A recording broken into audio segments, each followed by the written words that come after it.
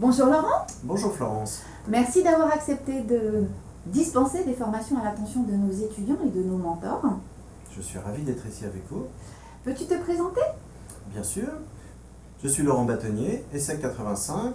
Je suis coach, formateur et superviseur de coach, dans le cadre notamment de l'école de coaching de Paris dont je suis cofondateur. Donc nous allons débuter un cycle de formation. Aujourd'hui, premier module, le thème. Eh bien, c'est la première rencontre entre le mentor et l'étudiant. Dans toute rencontre, et notamment le premier contact d'entretien de relation d'aide, il existe un certain nombre d'étapes qu'il est bon d'identifier pour ne pas se perdre en route et partir sur de bonnes bases.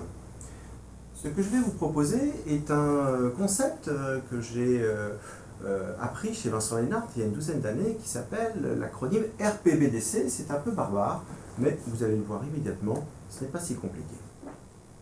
La première étape, c'est donc d'identifier la situation.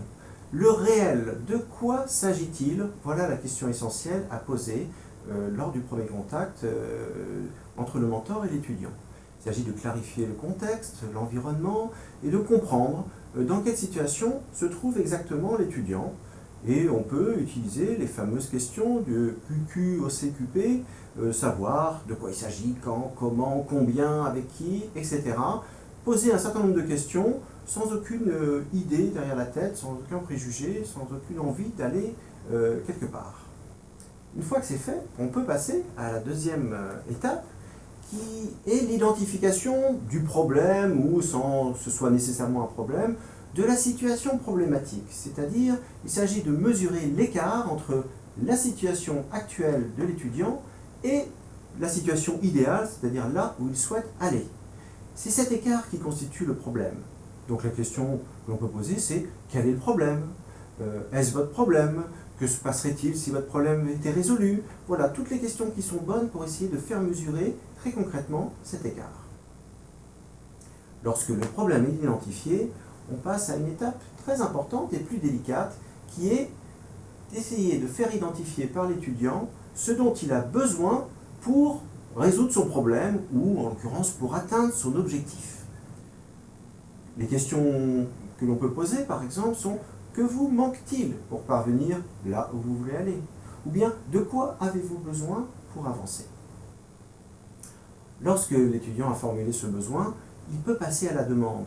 Il s'agit pour le mentor de lui faire préciser sa demande et ses attentes par rapport au mentor.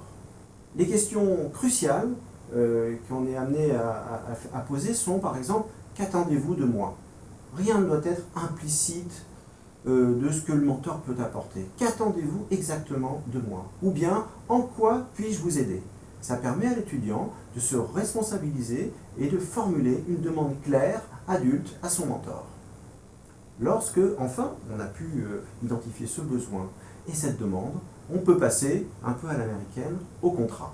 Il s'agit donc de se mettre d'accord, à partir de la compréhension du besoin et de la demande, sur ce que le mentor et l'étudiant vont faire ensemble, à la fois sur le fond et sur la forme, durant toute la durée de la relation de mentoring. Voilà.